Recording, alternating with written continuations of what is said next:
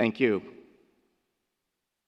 I'm Jonathan Levine, co-chair of the University Trustees, and I have the honor of welcoming you to the opening Centennial celebration of the core curriculum. It is the bedrock of the Columbia experience.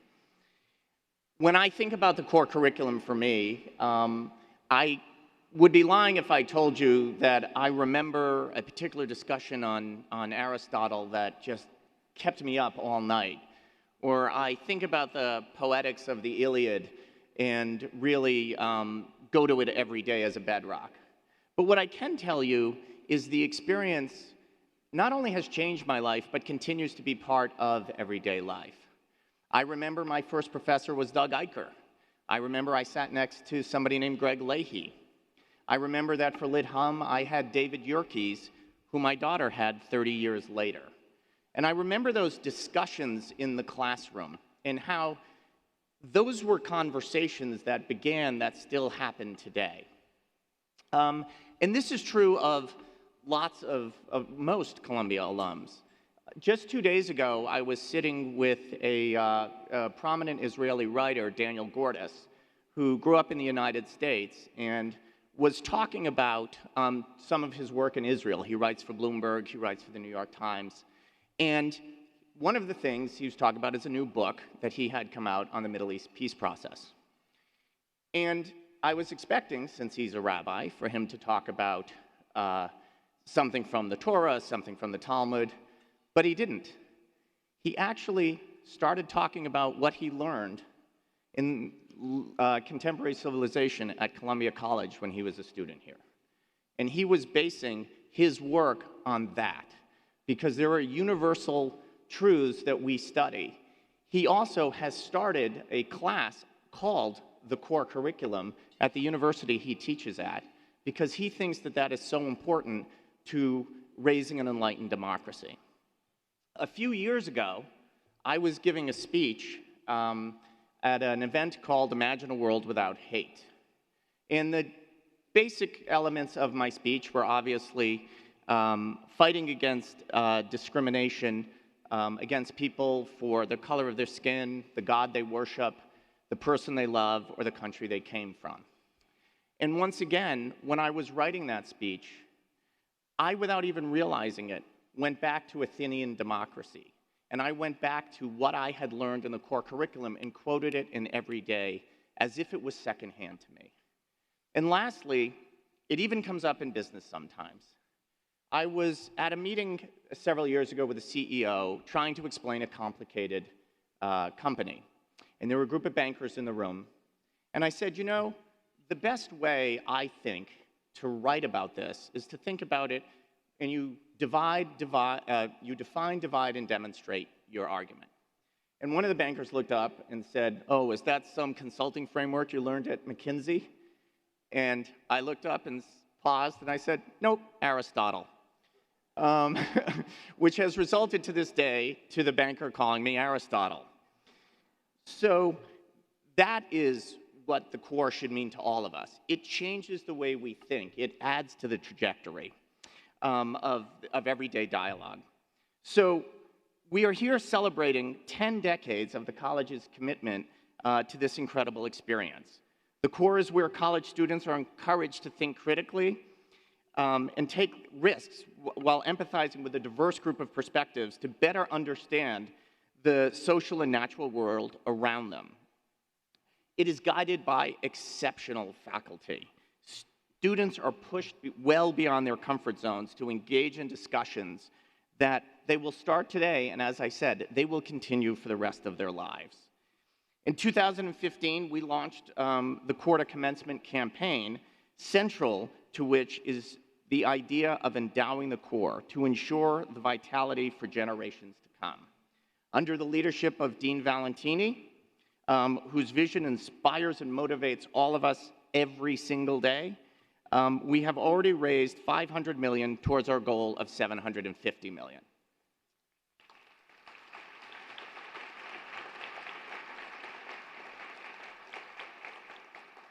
As board co-chair, I'd be remiss if anybody wants to put us over the top right now, feel free.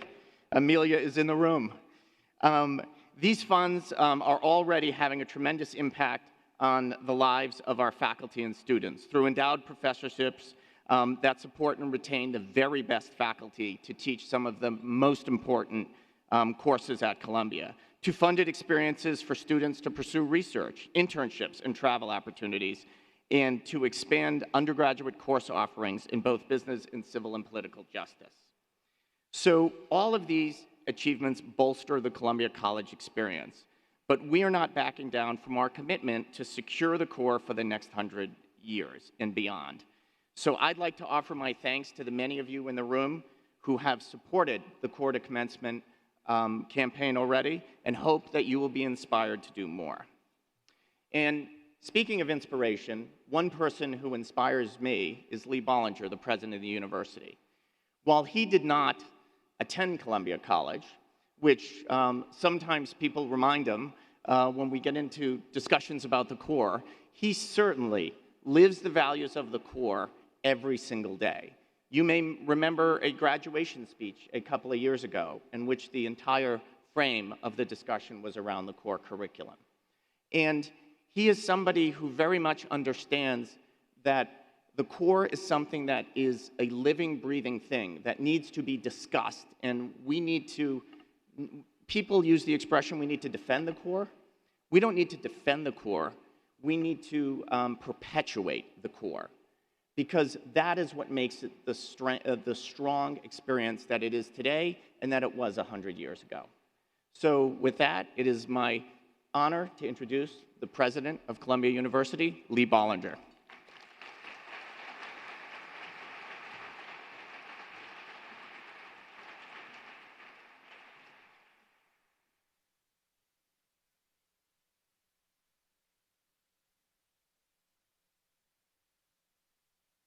Thank you very much, Jonathan, Jim, Austin, all the other colleagues here who teach and support the core, students, of course. So I was asked to provide sort of opening remarks to this, and I've worked and thought hard about these. I'm pleased to be in a position to say these. I'm pleased and honored to provide these opening remarks for this celebration of the centennial of the core curriculum. There are many things I might say on such an occasion, but of one thing I am certain. There is no question in my mind that the very identity of Columbia University is linked to the core curriculum. One has to acknowledge at the outset, therefore, that this has been an extraordinary achievement, significant and lasting, and that we and each succeeding generation must bear a deep responsibility to sustain the core for the next century. I do not for a moment mean by that, however, that the core itself, its content, and its position in the overall curriculum must never be touched or altered, to be regarded as somehow sacred and forever fixed in academic amber. I believe the opposite, in fact. Indeed, the best, I would say, the only way to preserve the core is by subjecting its content to the continual intellectual ferment the core itself invites us to undertake generally. What I do believe is more or less fixed and should be taken as a given, as the essential idea underlying the core, that ideas matter, that young minds matter, and that universities matter. Indeed, that the search for truth, that is the core mission of universities, is the very foundation of life and of the society. Now, before I say more about that, I feel I need to begin with a confession and an observation. As president through the years, and I'm sure this will happen many times this morning, it already has happened, I have heard literally thousands of students and alumni express some variant of the following statement: the core curriculum changed my life. The core curriculum made me who I am. Typically, such a statement is made with the subtext that only those who have taken the core curriculum can have had that kind of life-changing experience.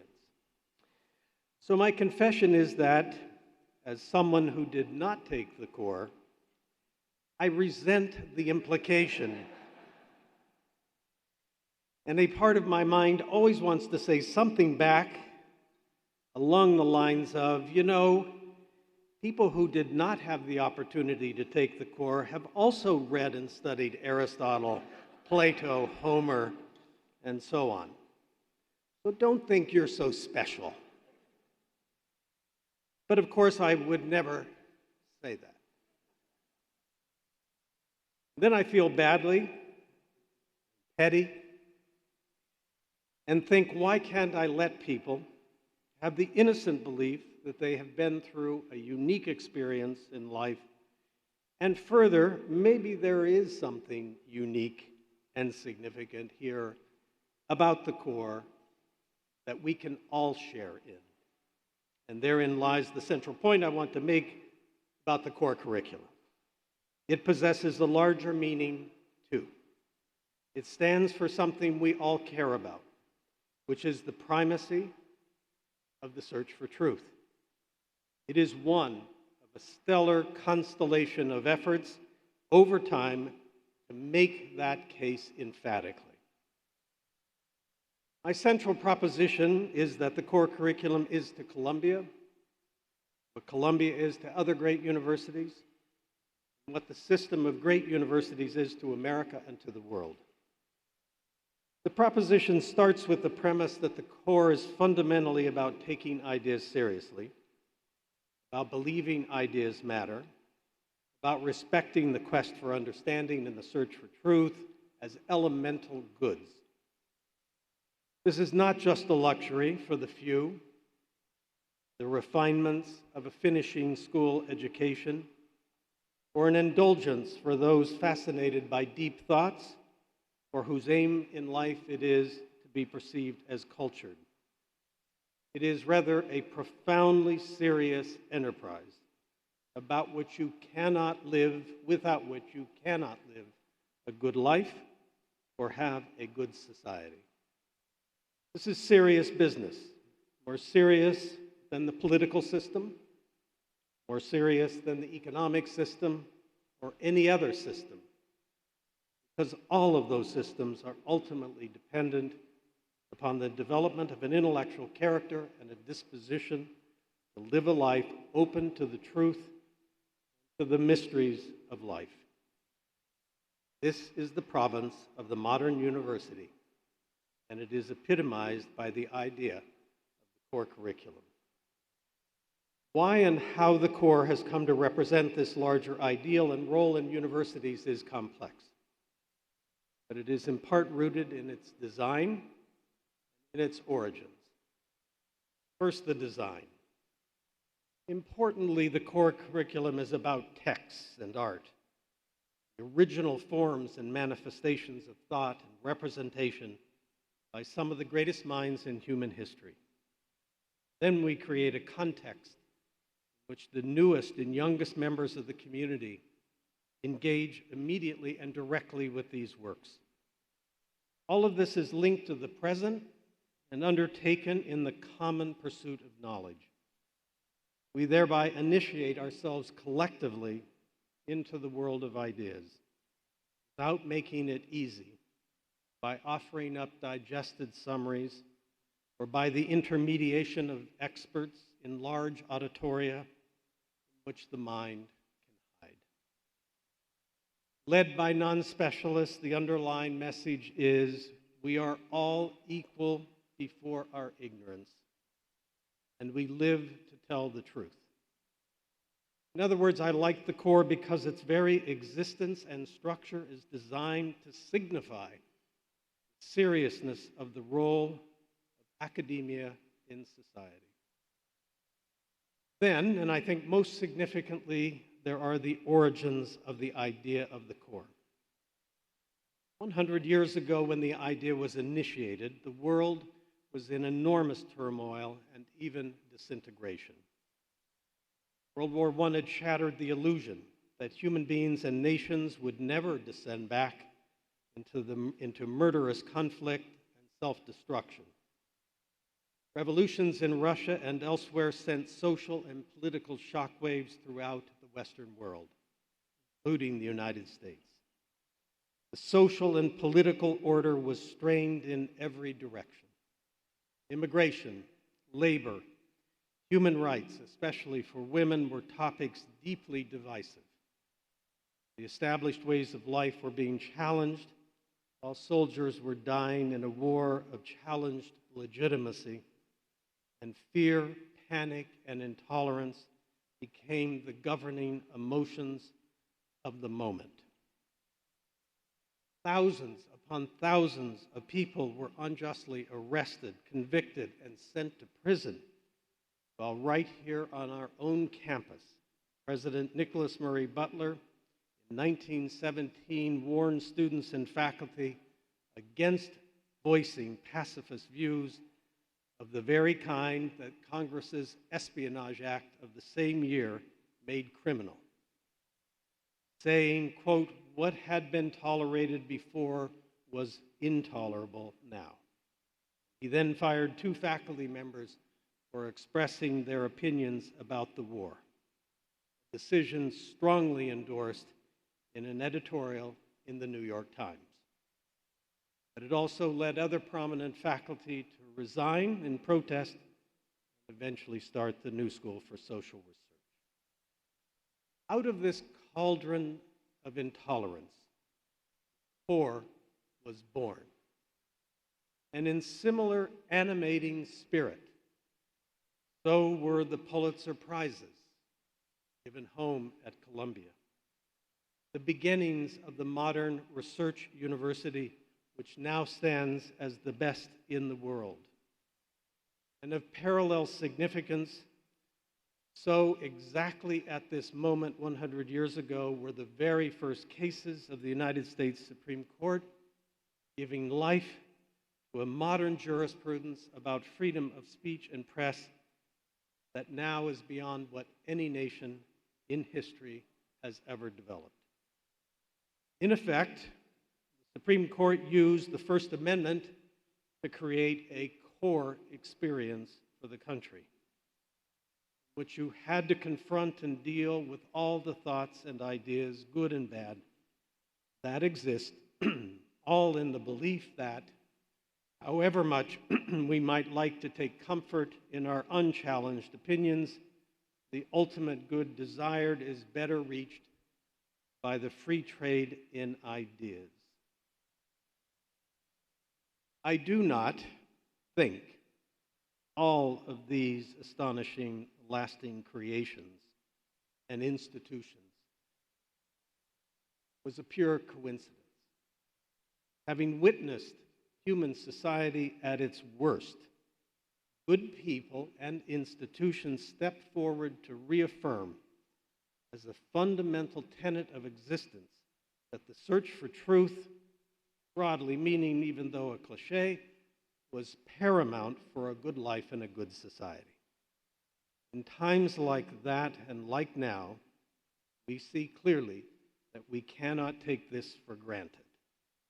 Response is necessary, so the core curriculum became a beacon of commitment for Columbia and for universities generally, just as the First Amendment became a beacon for that norm, the way of life for the nation and even for the world. It must be remembered that it is never easy to make knowing truth the foundation of existence. Our natures do not lead us to follow that course. It is hard work, exhausting, unmooring.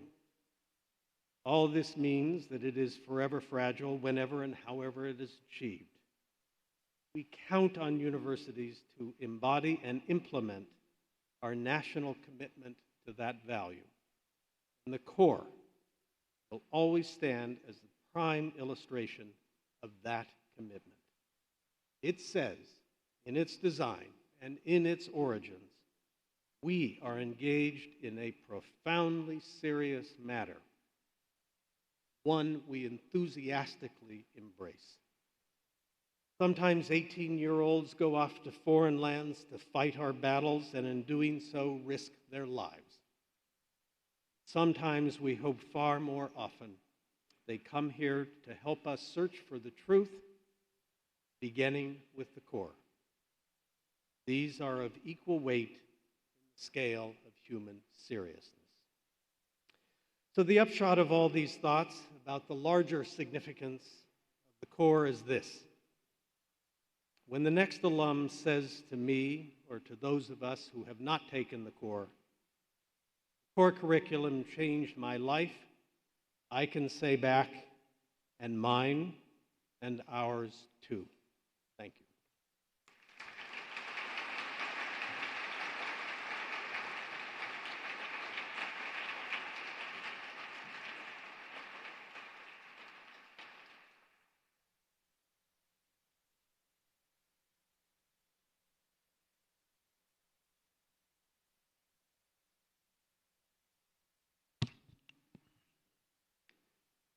Good morning. I'm Jim Valentini, Dean of Columbia College and Vice President for Undergraduate Education, and particularly fortunate to be Dean during this 100th anniversary of the core curriculum. I too must confess that I have not taken the core curriculum, and the authors in my lives had names Lavoisier, Carnot, Clausius, Joule, Schrödinger, Heisenberg, and others who aren't directly connected to contemporary civilization as we teach it today. But I think a hallmark of an intellectual, and I'd like to think of myself as a thinking person, not an intellectual, is to appreciate those things which one has not actually directly participated in. But at the same time, I hope we recognize that civilization progresses along multiple dimensions simultaneously, and that developments in science and technology certainly paralleled those of the more commonly understood aspects of civilization that we cover in our course. I want to thank you, Lee, for your remarks and for your personal support of Columbia College and the core curriculum. I want to acknowledge our esteemed trustees, our alumni, and our students for joining us today. And I want especially to recognize my faculty colleagues for their commitment to undergraduate education. And to all of you, thank you for being here this morning for the beginning of a year in which we celebrate, reflect on, discuss, and assess the core curriculum. The anniversary of anything of value that has lasted a long time is naturally an occasion for celebration, whether it be the anniversary of something individual and personal, a life, a marriage, or the anniversary of something that is of community and collective, a town, an institution. A 100th anniversary is particularly special because there are so few things that persist that long. In the United States in 2019, we marked the 100th anniversaries of several institutions, including the Grand Canyon National Park, which I mention because its founding in 1919 was guided by a vision of value at once both very similar to and very different from the vision we have of the core. About the Grand Canyon, Theodore Roosevelt said, quote, "The Grand Canyon fills me with awe. It is beyond comparison, beyond description, absolutely unparalleled throughout the world. Let this great wonder of nature remain as it is now. Do nothing to mar its grandeur, sublimity, and loveliness. You cannot improve on it, but what you can do is keep it for your children, your children's children, and all who come after you, as the one great sight which every American should see," unquote. We feel the core too is, quote, "beyond comparison," end quote, absolutely unparalleled throughout the world. And we do want to keep it for our children and our children's children, all who come after us, as the great experience of Columbia College. We want to do nothing to mar its grandeur, sublimity, and loveliness. But we do not want it to remain as it is now. And we do not believe that you cannot improve on it. Unlike the Grand Canyon, whose grandeur is a wonder of nature, the product of the action of natural forces over millions of years, with no consideration of a value to human beings, the core is the product of human invention, the product of the action of conscious human forces with a most decidedly human value in mind. And that value is realized in a human context that is constantly changing. It is not a national monument. It is not a Columbia College monument. It is alive and responding to that changing context all the time. While this year will be a celebration of the core, it will not be a passive celebration. It will not be a triumphalist celebration. Like the core itself, this centenary will be alive with questions. Questions about the past, the present, and the future of the core. Questions whose answers, most importantly, will guide us in shaping the future of the core. Today, as we launch this centennial, I want to pose some of those questions. I have said about the core that it is always the same and always changing, and I believe that is accurate. But how do we elaborate that? Its objectives seem to remain always the same, but the way in which we work to achieve those objectives must change as the circumstance of the world in which we live change, as they have done and will continue to do so. But what are those objectives? What precisely are we trying to achieve in the core, overall, and in each of its components? How do we maintain the continuity of that purpose? How do we keep a focus on those objectives while ensuring a contemporary approach that continues to validate the core? And how do we determine whether we have been successful in achieving what we aim to? Put most simply, how do we know the core is successful? And then how do we make sure it is always successful? How do we ensure that the core empowers students to engage with the world over 7 decades or more of postgraduate life, during which they will encounter a world neither they nor we can predict? How do we ensure the core remains contemporary in the future lives of students long after the issues of the current moment have ceased to be important? How do we convey to students that they are all heirs to the advance of civilization that the core describes, no matter how far in the past nor how distant in location the steps in that advance took place?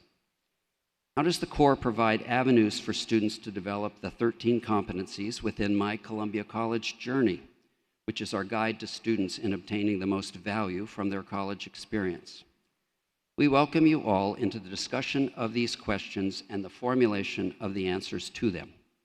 That discussion will involve a number of people far larger than the number of students in a core section, but it will be the same type of discussion as occurs in that classroom, open to all perspectives, open to new ideas.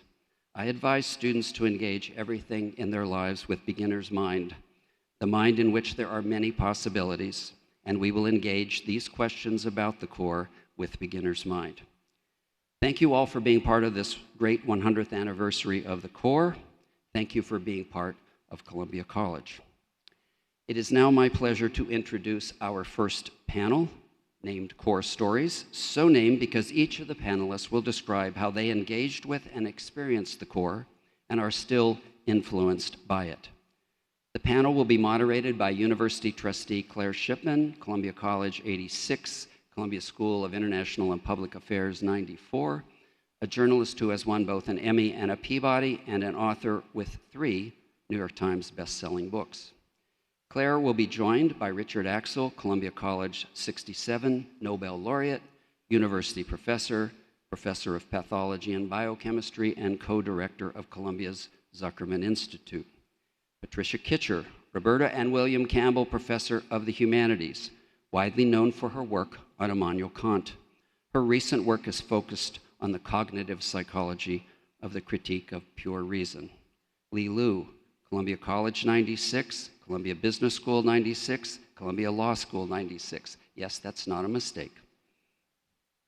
Founder and chairman of Himalaya Capital, a multi-billion-dollar investment firm, winner of the Raoul Wallenberg Award and the Reebok Human Rights Award for his role as one of the leaders of the 1989 Tiananmen Square protests.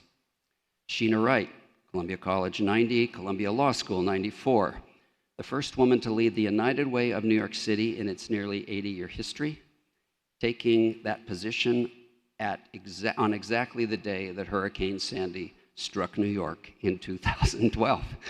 subsequently raising $11 million in disaster relief. Gareth Williams, Anthon Professor of Latin Language and Literature, recipient of the Goodwin Award of Merit by the Society for Classical Studies. His recent scholarship focuses on the socio-literary culture of Renaissance Venice. Thank you all for joining us this morning. I will now turn this over to Claire Shipman.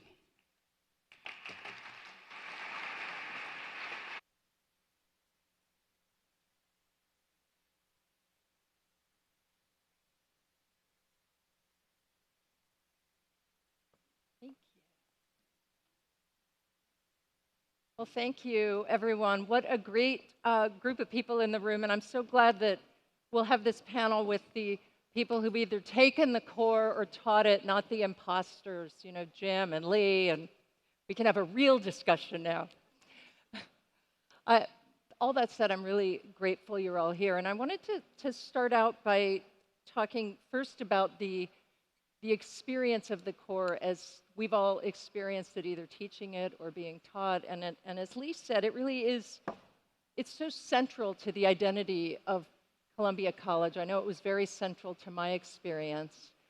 The fact that we're learning from and teaching from these incredible texts or the original works of art, the small discussions that happen, the fact that everybody is taking the same classes, and which sort of enriches the discussion on campus. I wonder if I could just ask for the alums, what about that experience in the classroom was most memorable for you? And Lee, I'll start with you. Okay. Well, that was the most memorable thing. It's interesting. So when I first read Plato, Aristotle's idea about democracy, in fact, their distaste of a direct democracy, it was quite a shocker. You know, only a few months ago, I was ready to give up my life to fight for it. And here I was in the middle of the classes reading those powerful minds about why that is not a good idea. And so that was quite a shocking experience. You may have had the most profound core experience of all of us. That's right. But it really, you know, to converse with those powerful minds really force you to really think deeper, more critically, and in fact, self-critically, and examine what it is, democracy. Do you really truly understand what it is you're fighting for? And that is really a profound experience, because I was living in somewhat of a cocoon, almost a self-imposed mental prison, to think that automatically it is a good thing, is get cheered by everybody in the whole world and all the people in China. So therefore, automatically it has to be right, and without any examination. And so going through that experiences was extraordinarily liberating for me. And it has been a lifelong humbling experiences to be not so sure about your best idea. To the point that I now go back every year. I think every year goes by without destroying some of your best loved ideas. I almost consider a year of a waste. And that experience, that mental habit really started with that experiences. That was quite a memorable. I'm sure. And Sheena, you came to college at age 16, a young achiever. But what was that like to be in, you know, having these sort of heady discussions with these seminal works and incredible professors? Was it intimidating, inspiring? I think for me, the experience with the core, when we think about content, and very importantly, how that content was, you know, shared, and there was an invitation to engage as a 16-year-old, but also African-American young woman from New York City, born and raised in the South Bronx, living in Harlem. You know, the content for me, and when I think about like the core and how it has shaped you, core to me was a battleground. Because of what was missing in the content, and the you know, presupposition of the supremacy of the the panoply of thinkers and contributors to modern civilization and society, in my own history and my own understanding of myself and how other people contributed, I felt like there were things that were missing. And I think what was great about the core experience is that I was able to have that conversation in a small setting, and my voice mattered just as much as anyone else in that room. And I was able to bring new ideas and new thinking to that. And I think it was such an interesting time at Columbia. I started in 1986, where women were just starting to be, and I think it was 1985 that the first woman author was introduced to literature humanities, Jane Austen. So there was a lot missing in the core, but it invited and encouraged us, the students, young 16-year-old students, to question that and engage in that. And I think for me, it really was empowering.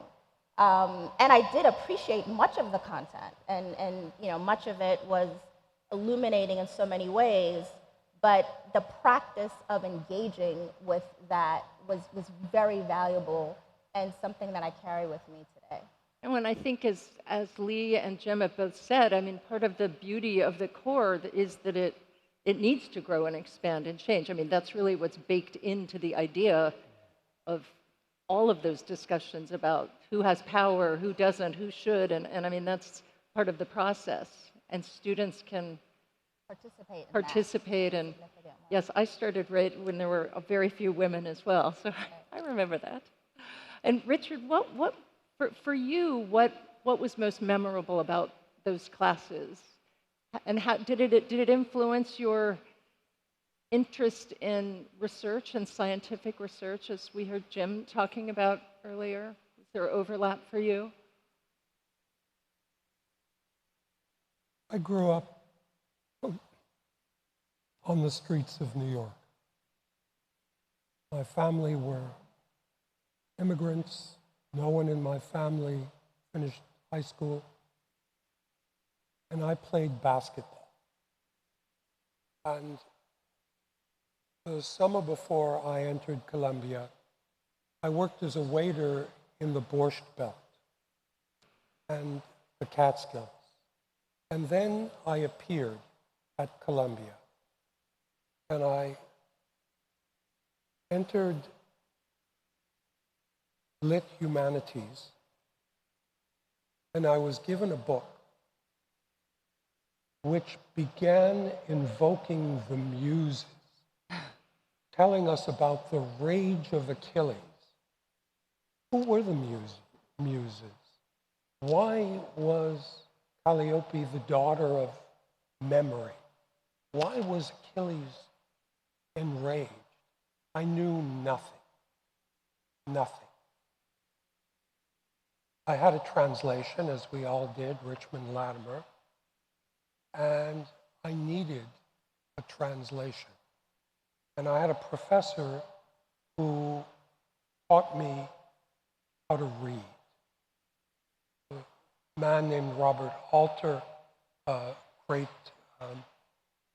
Hebraic scholar who just gave us a 3,000-page translation of the Bible, first in a while. And the important element was the teaching me the value of the text, going to the core of the poetry, the novel, and understanding it. It's what I later learned Nabokov called fondling the details. And it was fondling these details that ultimately taught me the true greatness of literature. I mean, nowhere is the richness of human activity, not in science, certainly. Nowhere is its variousness, its complexity, more richly and precisely described than in literature. And so, for me, what this experience taught me, and of course this became very valuable as a scientist, was the essential base of acquiring an understanding of text, an understanding of scientific detail, and only from that could imagination and abstraction spring. Oh, that's so I fascinating. learned to read. Thank you. Wow. Everybody's coming at it from such different perspectives and so profound. Patricia, as somebody who has taught the core, what do you find is different about engaging with a group of students in that environment than it is when you're teaching something that's more specifically in your discipline? Whoops. I think I'm going to try to do this like this. Can you hear me? So it's just a different approach in the sense that in a class in one's own discipline, then you need to have mastered the material and try to explain it as clearly as possible, and then the students, of course, discuss it.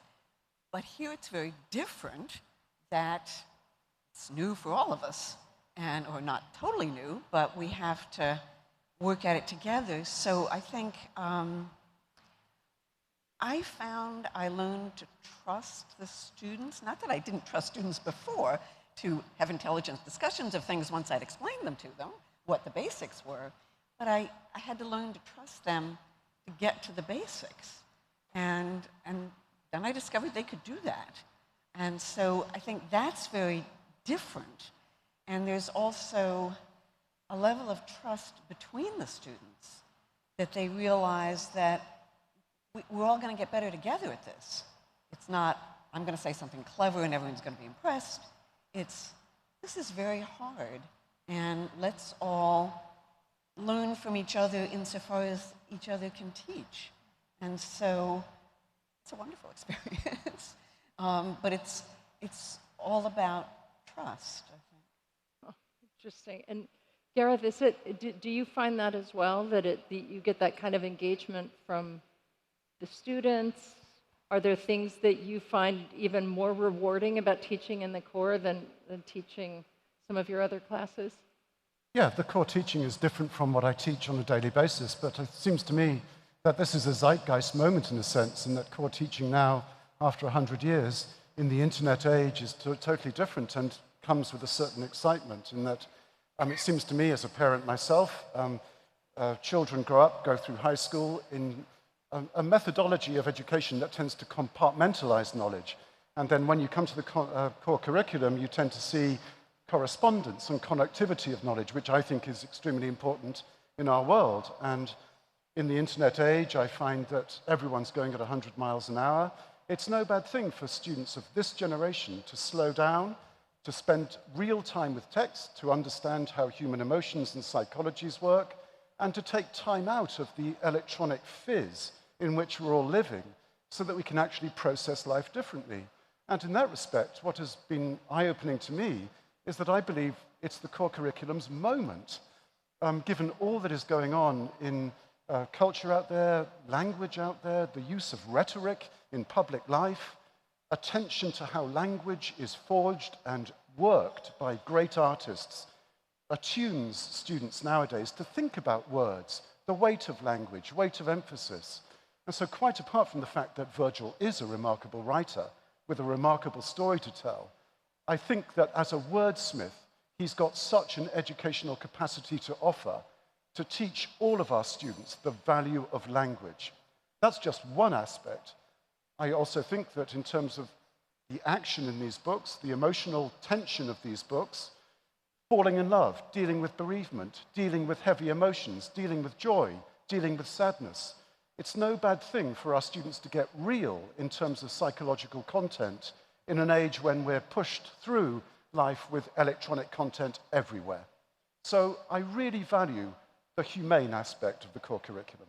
And do you find that when you enter into these classes, do either of you, Gareth or Patricia, do you find surprising things coming from your students? I mean, are you constantly hearing something new that you didn't expect to hear from them?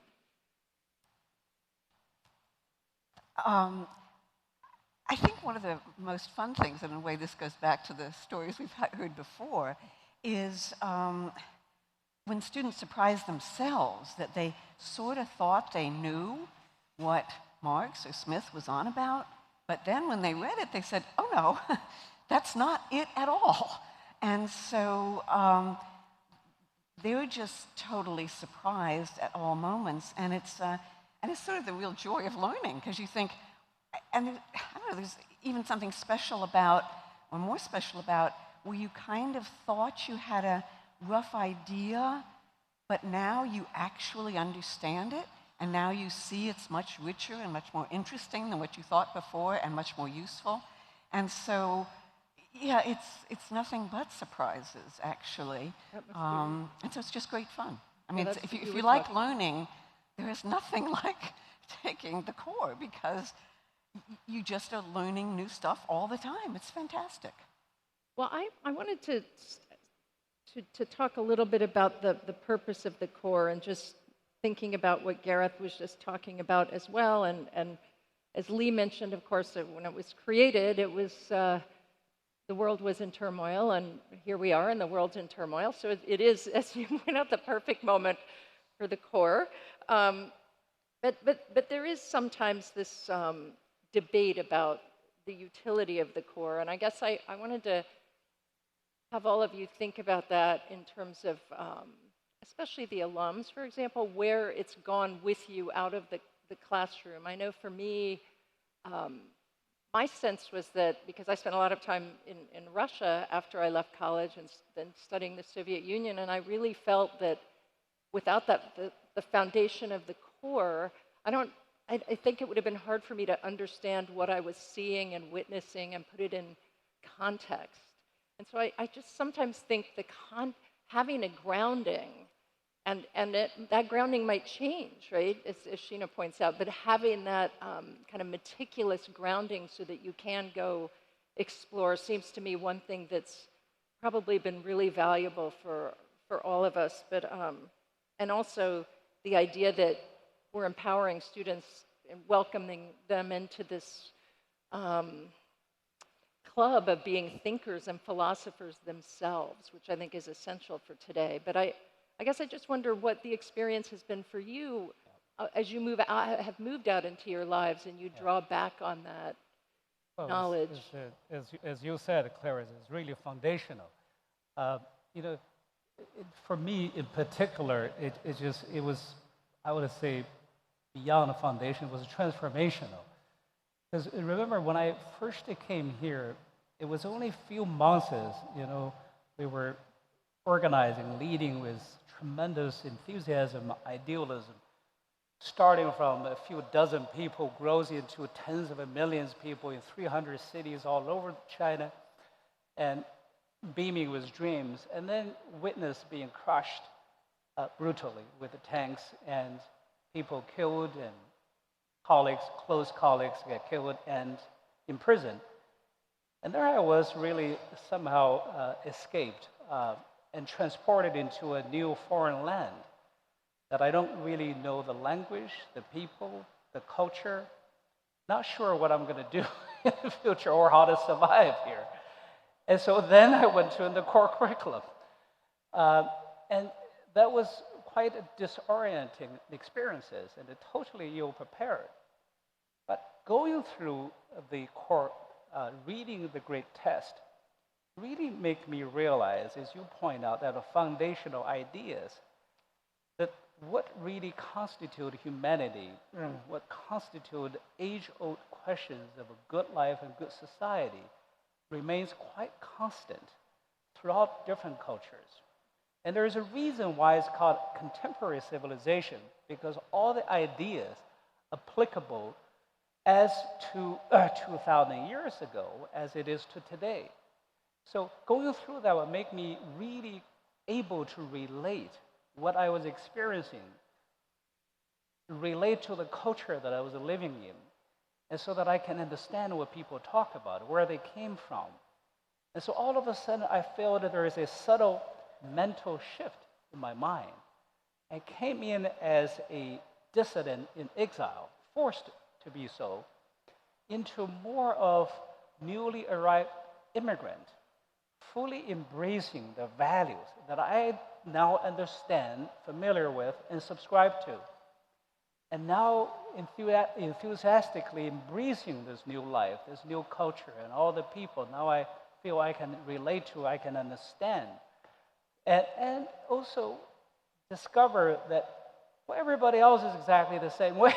They just came to this country a few years or a few decades, a few centuries ahead of me. Everybody came out exactly the same way. And we all relate on the basic humanities and our basic quest of a good life and good society. And so that was really such a huge change. And of course, as I said earlier, but also I learned to be more critical and self-critical and more liberating from mental prison. That going back to the Plato's allegory of a cave, I used to think I was the one who really saw the light and come back to liberate.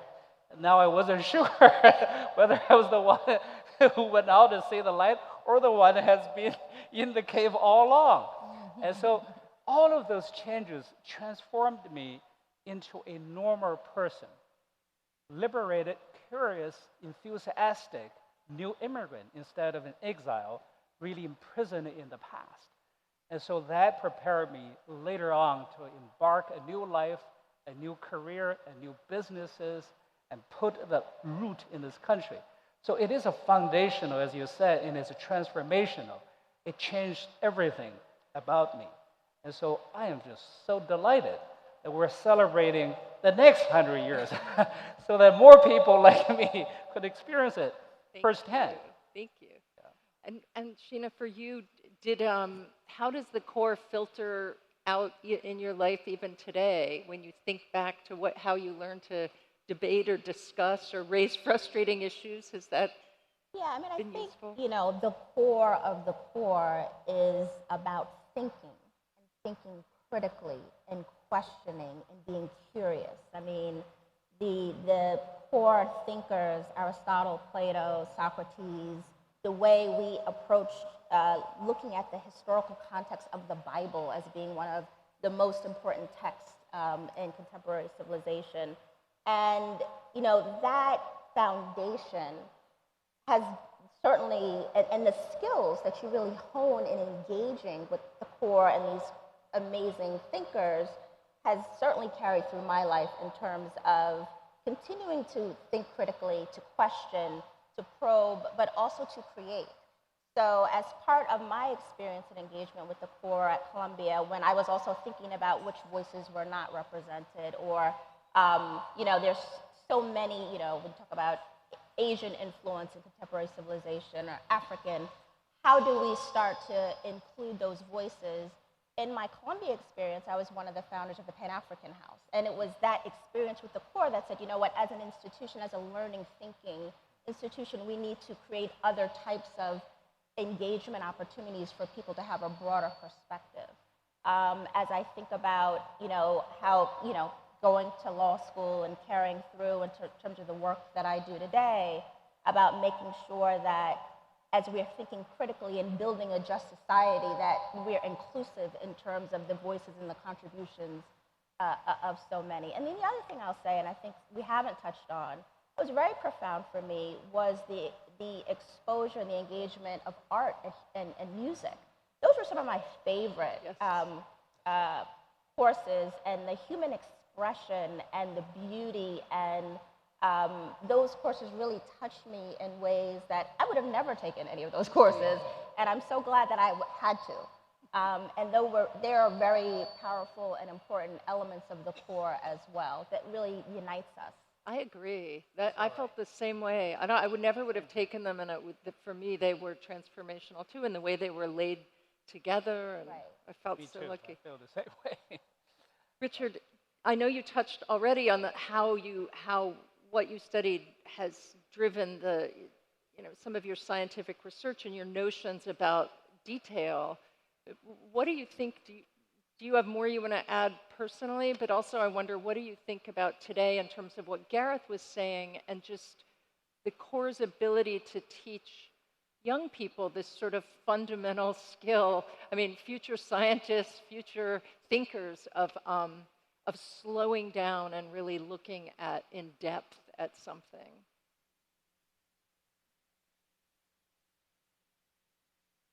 There are perhaps two ways I can answer the question.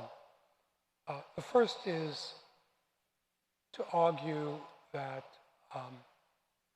the humanism of the core was quite disparate from the passions I ultimately felt about science. Indeed, I viewed the core, as I just said, as an introduction to what it takes to understand. It takes a deep reading. On the other hand, I worked as a glassware washer in a biological laboratory and was exposed at that time to really a revolution in thinking in biology. And I was conflicted. I was doing a pretty serious study of Hesiod and fascinated by the structure of DNA. And I didn't know which direction to move. And so I went to my Hesiod professor, a Latinist, Steele Commager, and without batting an eye, he said, having just read my paper, "Richard, go into science."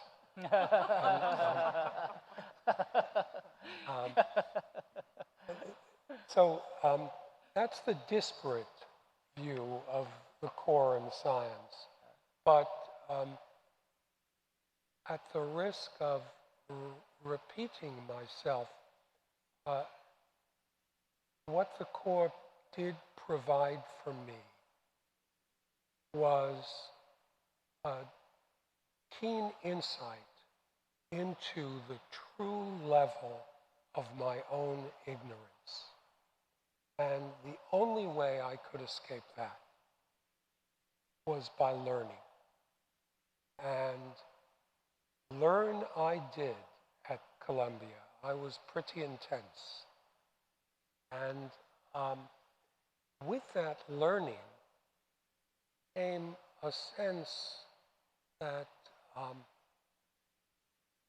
while moral truths don't change over millennia,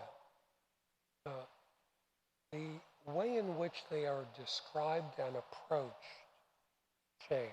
And there's something about that which entered my head as a scientist. There was the notion that I could never, and still am never really certain about anything. I have a distrust and an attempt to assuage that distrust.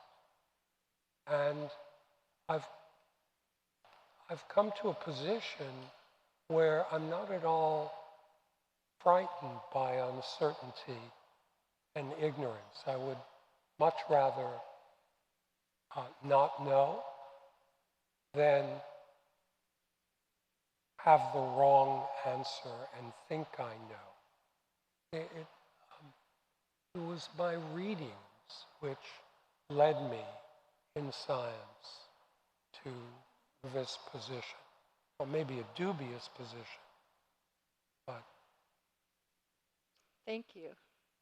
I could listen to more of that, but we're so interesting. Thank you, Richard.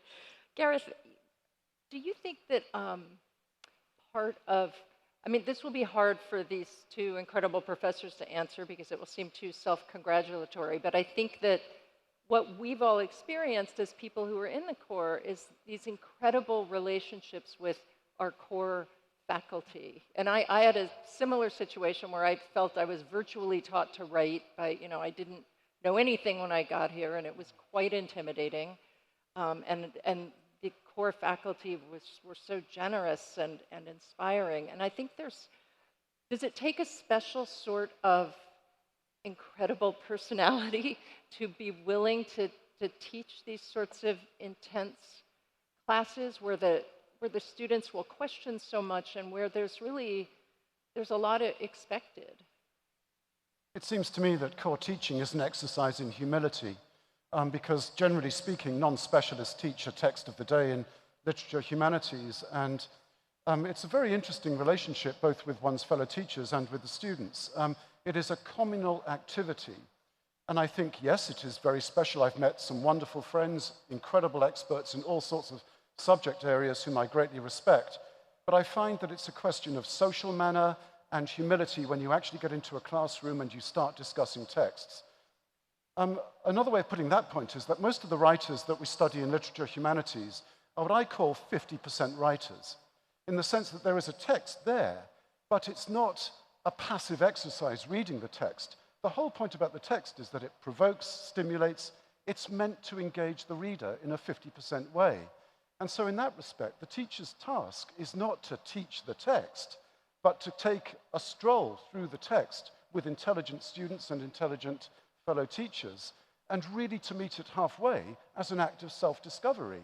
And I really think that the best teachers I've come across are those who go into core teaching, especially of literature, and are actually curious about what they will find there. Even if one has read the Odyssey 100 times, you still read it for the first time when you come back to it. Incredibly intelligent students of 18 may not have read Homer before, but they are some of the most prized commodities at Columbia because they will see things from left field, a spark of insight, a viewpoint, something they picked up on their travels or education, and it opens my eyes. In that respect, I spent 25 years getting free tuition at Columbia. Thank you. Patricia, what would you say about what it takes to teach the core and do it well? It's funny. In my job as chair of contemporary civilization, I went to visit many different sections. And I think what I was struck by was the variety of different approaches people took. And somehow, a lot of it is actually the students. So there is this atmosphere of genuinely cooperative learning. We're all going to try to figure out, because it's hard. We don't know what they're saying, and we want to know that. And so people work on it. And so in a funny sense, the faculty members almost kind of brought along with the students because we've got this puzzle, we don't know how to solve it, and you get these wonderful discussions because the issues are important. You actually would like to get to something at least approaching an understanding of what the puzzle is, so you know what it is you don't understand and what you do understand and what you can sort of clarify. And so, you know, in a way, as Gareth was saying, it's the excitement of the puzzles in the text, the problem in the text, and you've got smart people who are locked in a room, not locked quite, but kept in a room, and that's what they're supposed to do. And I think it's liberating for them because that's what they're supposed to do. Here's this very hard puzzle, and they have to work on it, and you just get wonderful discussions. But there is no recipe for how to be such a teacher. I can't tell you how many different varieties, people led from up in front, led from behind, had small group discussions, but it was the common interest in let's figure this out. And how much are you seeing students, the two of you today in these classes, relate what you're teaching to what's happening in the world today? Is that just constant? Is it the leap just back and forth all of the time?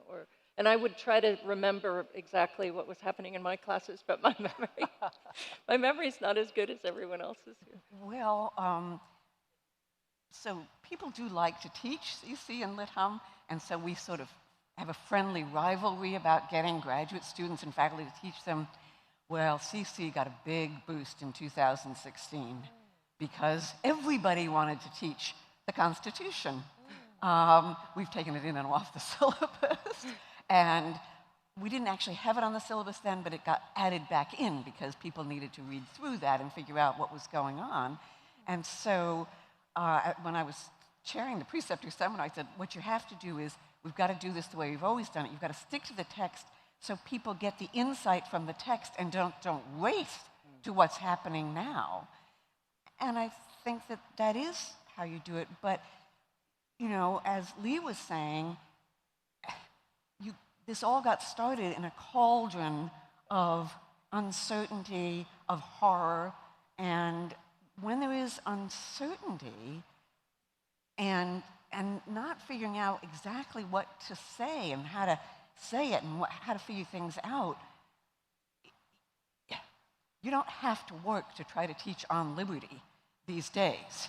I mean, this is something that you can't teach on liberty in the current climate, then you've chosen the wrong profession. So it's, you know, again, it's partly just the interest of the ideas. They don't teach themselves, but they earn their own audience themselves because students can see this is something I hadn't figured out before.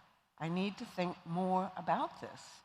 And so it's a delight to watch this. And as I say, the only thing is you have to say no current events until we have some tolerable idea what the text is saying, because otherwise you don't get the insight. Right. I guess it comes up less in Lit Hum a little bit, but not maybe entirely, right? In terms of topicality. Yeah, yes. Well, my own view is rather different. I think that one of the most crucial purposes of a very pragmatic kind that literature humanities serves nowadays is introduce our students to the nature and layering of language. They are bombarded nowadays by all sorts of messaging in the world, and I think a skill that is vital that comes out of literature humanities is how to listen to language, how to articulate thought. In the forum of teaching Lit Hum, you actually have to take in what other students are saying, process it, respond in an articulate way, and I really think that what this world needs is careful attention to the weight of language, as I said before, and I really find that in a culture where I find that language is so often unnuanced, to listen to what people are saying, to listen to what King Lear is actually saying in the layers of irony, dissimulation, subterfuge, quasi-deception, to realize what capacities language does have. Each book on the syllabus, whether it's Greek, Roman, Dostoevsky, etc., it seems to me that it is a classroom experience in understanding what language can do, both as a weapon, as a defense, as a potent tool that we have to use every day of our lives. Thank you. We should all be taking that class with Gareth.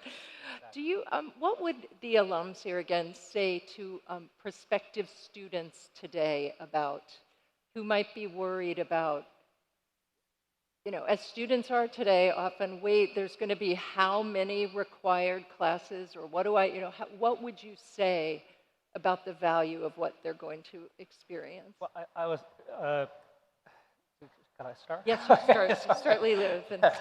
So I want to say that we now are facing a profound technological shift that really make the core curriculum type of a training even more important than before.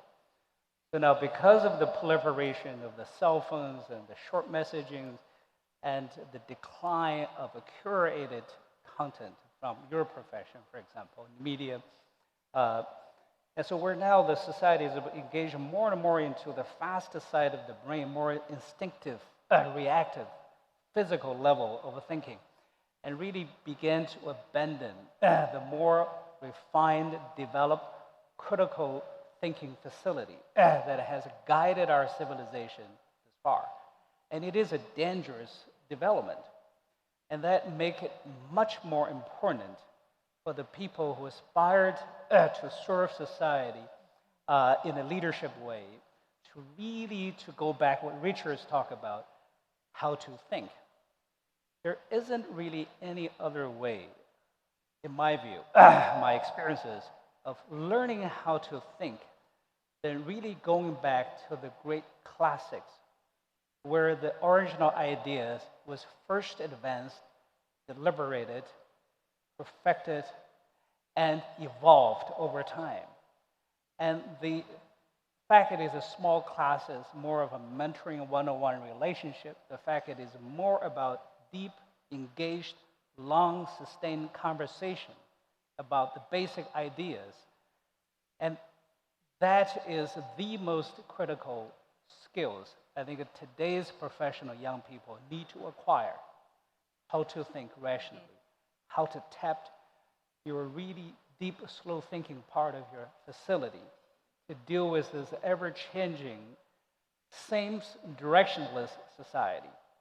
And you cannot no longer rely on whatever you read all the time. You have to more reliant on your own ability to think clearly, profoundly, deliberately over a long period of time. And another good part about the core curriculum is you don't really necessarily get a lot out of it. There's certainly no 100%, maybe not even 30%. But it provides you a roadmap that you can always go back to time and time again. I still have all of the classics on my bookshelf, and I still find myself reading that from time to time. And every time I read them, I find something new and very applicable to our society. So I think in this changing world, it is more critical, more important to have the core curriculum type of education for any young people aspired to serve society and to live a good life. Thank you, Lilu. Sheena?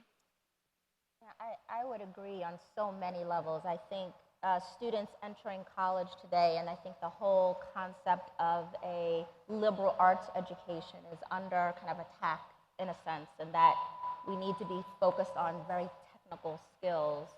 But when I think about students entering college today, and I think about what their future holds, and the unbelievably complex problems and challenges that they will have to solve, you know, democracy, climate, all of these things, I can't think of anything more important than how to think critically to solve problems, to build those muscles and those competencies and those skills, and make sure that they have that basic foundational understanding in order to wrestle with the challenges that they have right in front of them. And that the content of the core, as it's evolved and certainly become more inclusive and will continue to be, and very importantly, the context in terms of how it's taught and how it empowers students and engages them to be problem solvers and critical thinkers is critically important for their education and learning. And Richard, what would your sales pitch be to young students? And even those interested in science, would you be sending them this direction? So all of us have spoken this morning about the value of the core. And I do have the opportunity to talk to young entering or students. And I think it's important to express to them the transcend value and talk about the sheer pleasure of the core.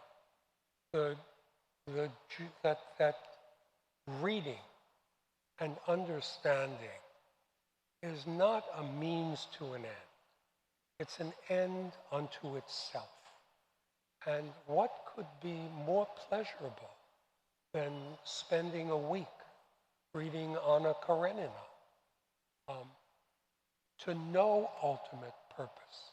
And so students should look at college as an opportunity to take joy out of that which they are passionate about, and only then should they focus in the world.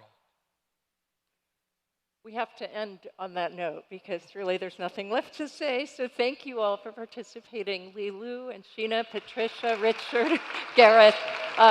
We're so grateful. And thank you to all in the room. And now our incredible co-chair, Lisa Carnoy, has some closing thoughts.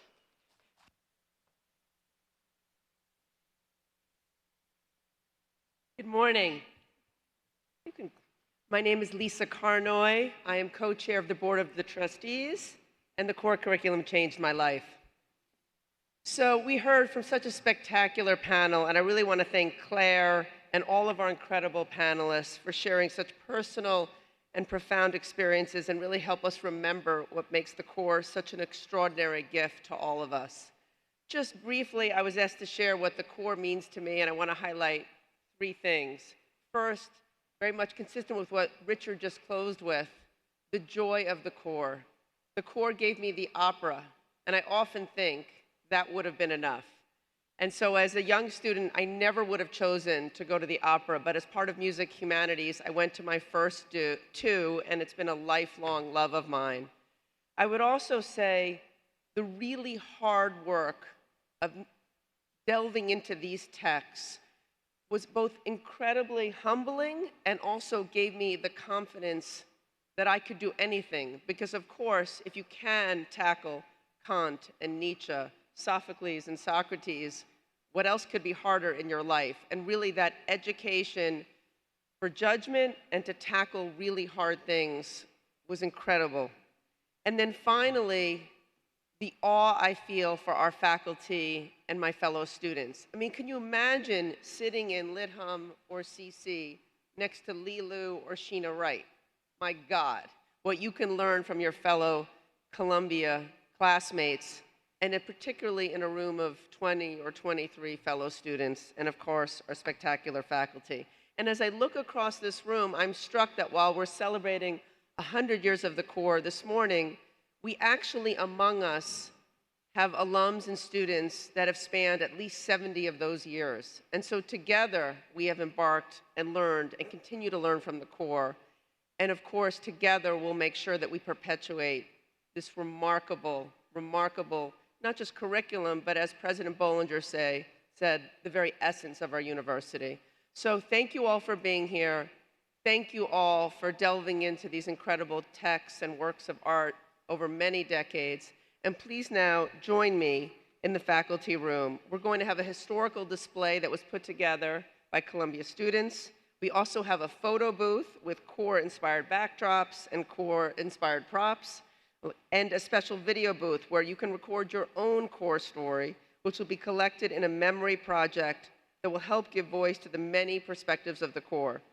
Just as there is no one opinion in the core classroom, there are a multitude of memories and perspectives of the core experience and its priority to the college and the university. So we want to hear from all of you. If you'll be continuing with us, we'll come back for the second panel, the Enduring Core, and come back here in the rotunda at 11:15. And you'll be joined both by current students and more of our dedicated and spectacular core faculty. So thank you, and I look forward to seeing you in the faculty room.